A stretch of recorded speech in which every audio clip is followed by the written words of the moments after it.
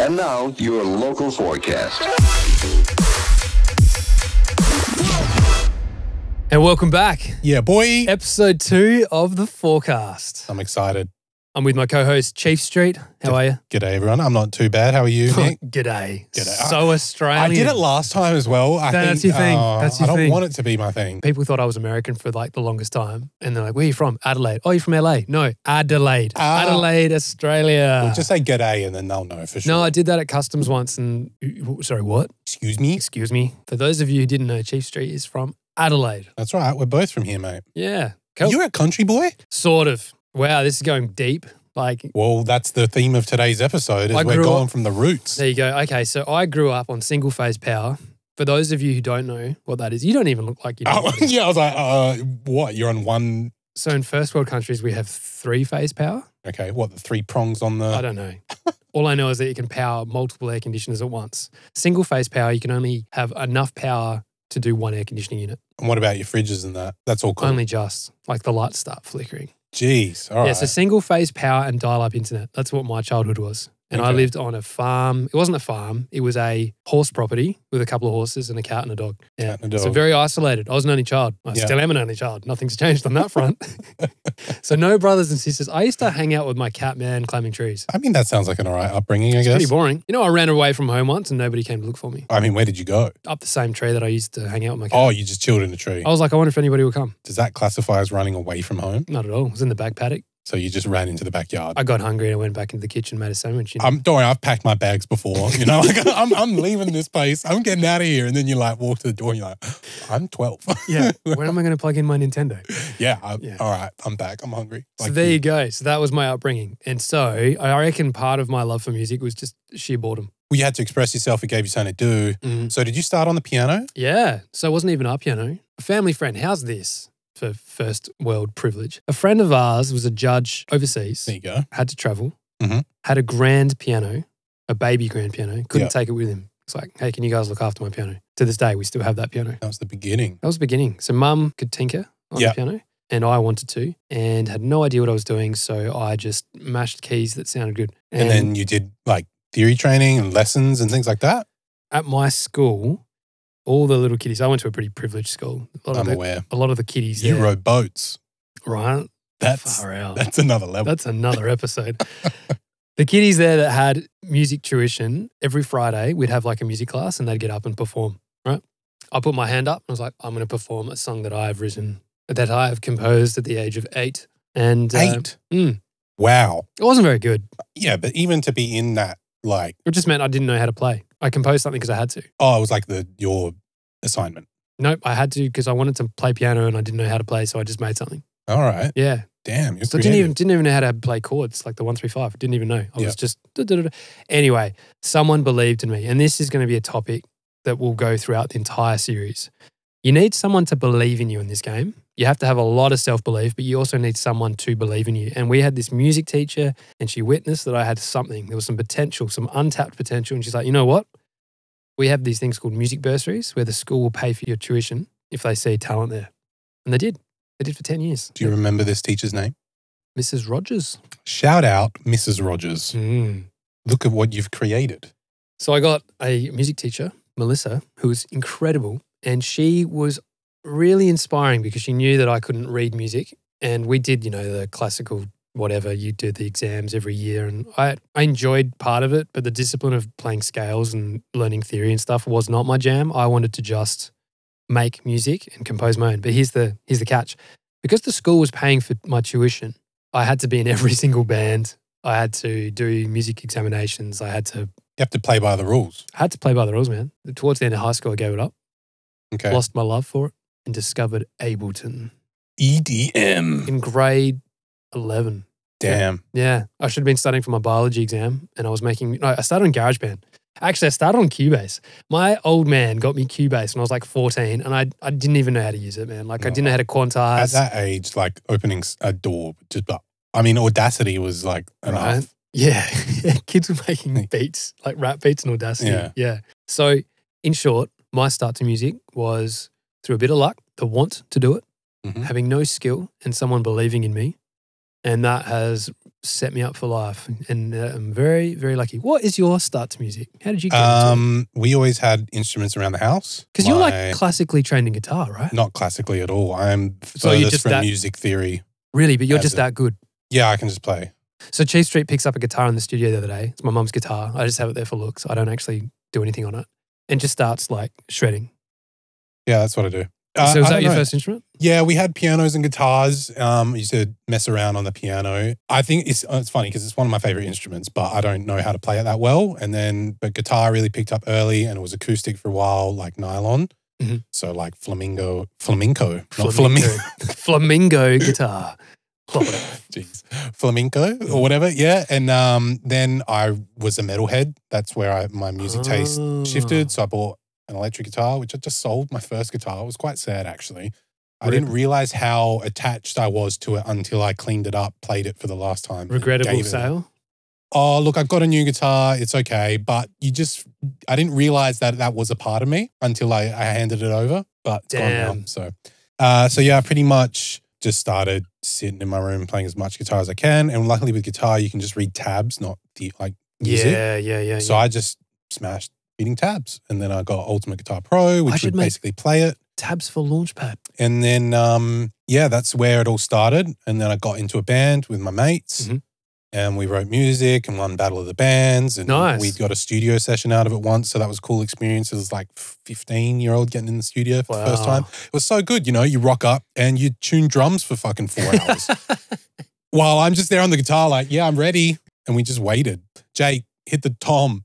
What you're saying to me right now is we need a drum room here that I can charge at an hourly rate and they waste 5 hours tuning. I've had 2 people ask me if we can record drums. It's hard being in a band. 4 people have to commit all their time. They have to be equally as passionate. They have to be on the same page creatively. They have to enjoy each other's company. It's not easy. So that's why you get a manager. Yeah, well, we were kids, so it didn't get that far. And then I realized that I said I would never, ever enjoy dance music. I remember my brother was starting to get into it. And I was like, that's not real music. I'll never like any of that. And then slowly I heard Dead Mouse, and then I heard Skrillex. What? And then I you heard like Knife the people Party. I like?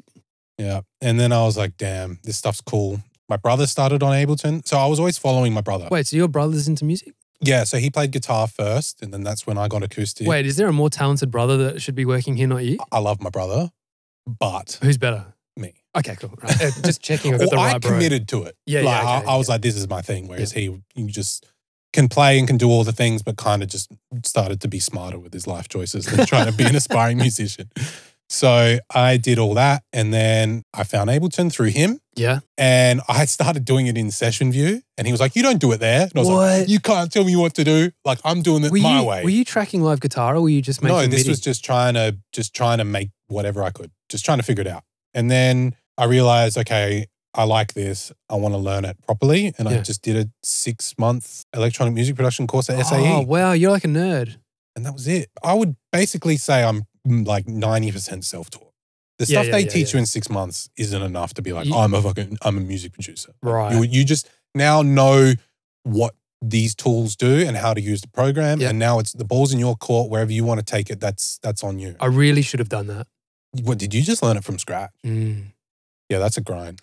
The best advice I can give to anyone watching or listening is that collaboration is the key to learning, especially stuff like Ableton, any DAW. If you don't know what a DAW is, digital audio workstation. It's not a door like an opening door. Trust me, when you start out in the game, you don't know what a DAW is. It's really a steep learning curve. They're intimidating programs. It's just so open. Embarrassingly, I didn't know what a compressor was for a very long time. You just whack it on, mate. Just drop the threshold. No. I think you know, because I've heard what you're capable of making. You know what a compressor I'm does. telling you, like, I know what to do, but it's just all in my ears and my head. It's not like, I'm not one of those. Fine. I remember I did a presentation, like an Ableton. Here, we'll bring in this producer and he can go through a track, like a walkthrough type of thing. And the first premise... Was it like Puppy Gordo? Was it like just way good sounding better? Almost. That's what I tried to premise the crowd. I was like, look, I'm not that genius prodigy child who knows what every knob does. I don't know that. I've just been in here long enough. Yeah. I can trust my ears that I know what sounds 100%. good. And my biggest thing is just that I like mix. It's all about your mix. Sample choices and mixing. That's it, man. Spot on. I had some lucky breaks along the way with some remixes and some originals and like, you know, You've had phenomenal support from big stars, right? Yeah, and I didn't realize how lucky I was at the time to get these songs picked up by certain people. It's not lucky, man. Like that's just how it goes. When you make good stuff and good people know it's good, they'll support it. Yeah, well, I was really, really fortunate that the Hefe track, like we spoke in the first episode, that got picked up. Like Boombox supported it and then DJ Snake played it. That just did the rounds and that was kind of like my opening up. So that was a collaboration with Seek and Destroy as well, who's another Adelaide guy. Adelaide, yeah. Yeah, so that was cool to get in the room and make something like that. And then the next thing I know, I just started seeing it on the internet. Like Snails, when he was big, was playing it. That was the first one on the festival run I saw. Yeah. The best one is DJ Diesel, Shaq, when he played it. He played it at Tomorrowland on the main stage. Unreal. Yeah, I saw that one and like I'm a massive basketball fan. I was like, dude, Shaquille O'Neal is playing the song I made in my room on the main stage of Tomorrowland. Unreal. That was just like, yeah, that was pretty incredible. Yeah, well, that's how I discovered you. Yeah. I mean, you'd already released, I think, on Global League. And then I'm seeing all your videos of all these like massive deal DJs dropping your fire tracks. Yeah, man. And then pretty much from then, I've had a couple more releases on labels like Trap City and stuff. And then Boombox created his label called Monter. Recently had a release with them. Also branching out now into music, like recording and sound engineering. It's really interesting because Adelaide around the world hasn't been known, not in this era, for being like a music hub. We've had some incredible exports. Like we've had CFL, we've got the Hilltop Hoods, Guy Sebastian. Like even going back to our parents' generation, there's tons of rock legends. Jimmy Barnes. Anyway, I should have done my research before naming all these people. But Adelaide has substantial, like talented people. The hardest thing for us is that we all have to leave. We don't have an international airport here. So we are just like that little small country town at the bottom of Australia. A lot of people don't know who we are. If you're not from like Melbourne, Sydney, whatever, they're like, Adelaide. I mean, we're a small city, like really in the grand scheme of things. Australia's a small country and we're a small city in a small country. But it's a new age now, and thanks to platforms like Meta and YouTube and all that sort of stuff and TikTok, we can have world appeal.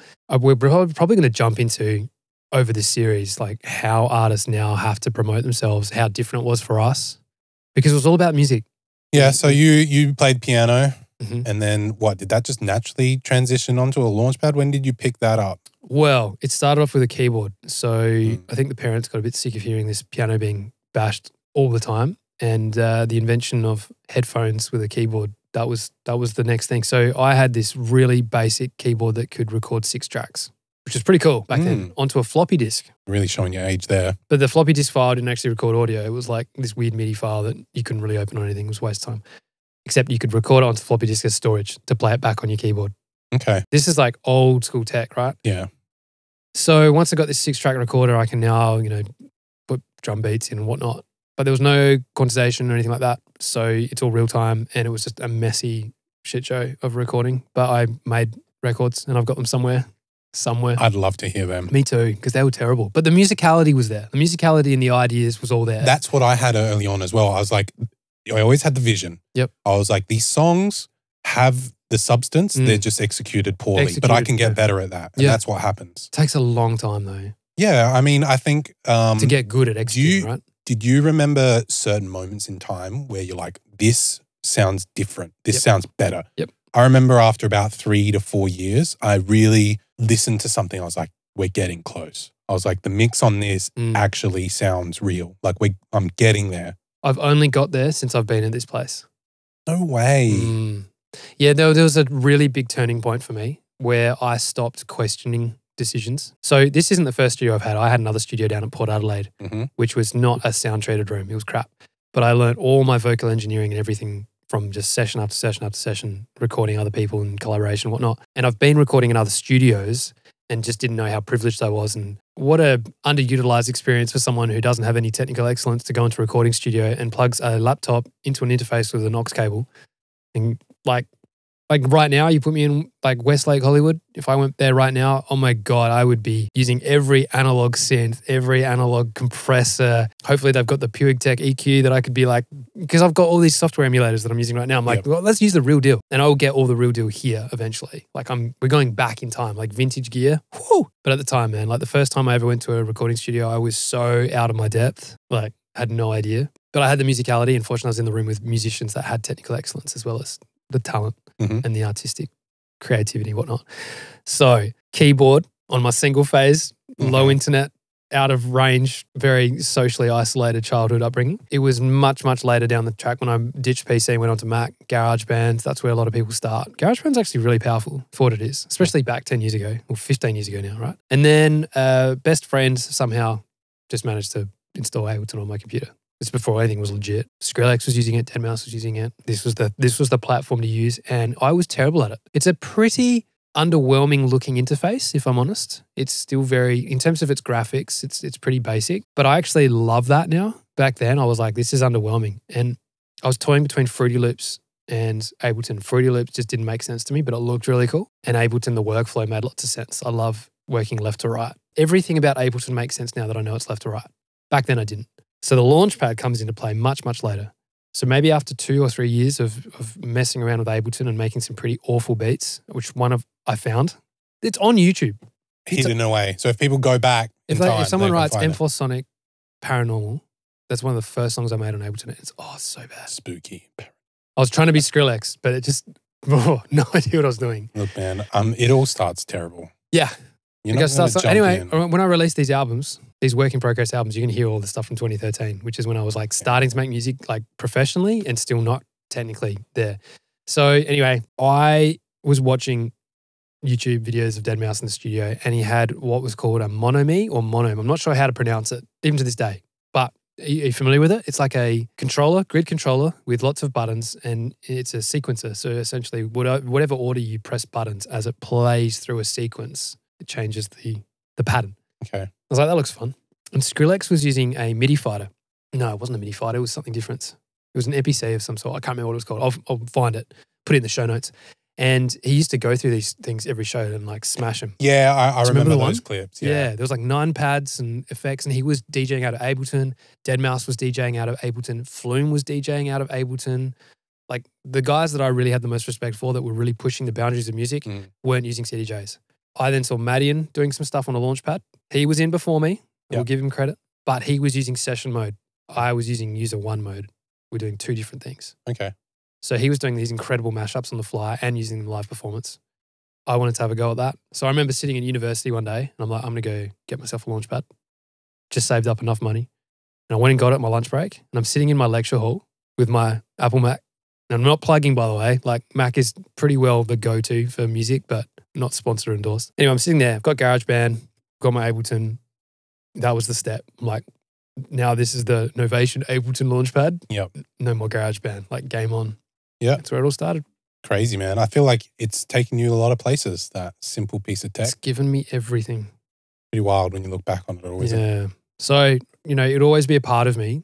I guess the problem I had in my career is that I didn't really appreciate at the time. I had built in my own mind that I was this musician that could play a Launchpad. The rest of the world didn't know about any of the backstory and just saw this gimmick that could play a Launchpad. So I'm getting booked these massive shows, like headlining a club where nobody knows what my face looks like because all I've done is had this Launchpad in my hands online. I'm playing festivals. I'm like, the gimmick is cool if the cameras are rolling. Yeah. Without the cameras, I'm just another DJ. Right? Yep. Then I signed a record deal off the back of this like momentum, and they're like, "Where's the music?" And this is an episode in itself. I learned the hard way that trusting too many people to make decisions for you, as soon as that falls over, everything falls over with it. Right. So whilst I take full responsibility for everything that's happened in my career, there's so many pillars of support that you need to have, like the foundation to be something in the music industry. You need to have so many checkbox ticked. I only had one. It's always the concept you hear, team. Team. You need a team. So what I'm most worried about people that are blowing up on TikTok is that I also feel like they're probably on the same path that I was on. Yeah, you can get some overnight success and you can build a ton of hype and a ton of relevance and momentum, but they only have one tick in one of these checkboxes. They don't have the rest of the list.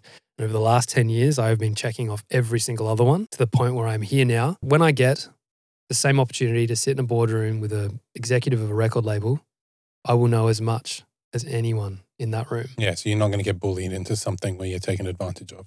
Yeah, basically. Well, I think people are going to learn a lot the more they listen to here and through your experiences. But you and I, interesting. I didn't know that about you. I didn't know that you had the same idols. Yeah, man. Skrillex is the guy. It's so generic to say it. And I was totally the guy. We were about year 11, year 12 when it was all happening. And I was like the one being like, play this DJ music. Everyone will have fun. And we used to go downstairs and turn the lights off. And then everyone was like, oh, that is kind of cool. I'm like, yeah, I told you. I remember when Scary Monsters and Nice Sprites came out. Yeah. I was like, that changed my life. My big one was that Knife Party when like nobody, the early days, no one knew. And they dropped an EP that was on Dropbox for like 2 hours. What? Yeah, they tweeted it out. It was live for a minute and then it went away. No way. And I got it.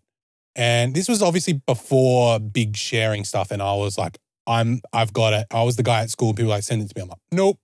I'm keeping it. Wow. And then I would invite my mates around. I'd put my beats on them and I'd be like, listen to this. And you'd play like OG Knife Party. Have you got crazy. It? You still got it? It's just all their songs that ended up coming out over time. But at that point, for some reason, they like basically leaked it. Wow, you had the exclusive. Man, it was. But how smart is that? Yeah. Well, I mean, they had probably the best support already in place, but they're incredible musicians. They played it so well. Unreal. Maybe that's a trick we'll use moving forward. We're just going to accidentally leak an album. Dude, it's not bad promo idea. I'd do this for free if I could. In fact, I am doing it for free.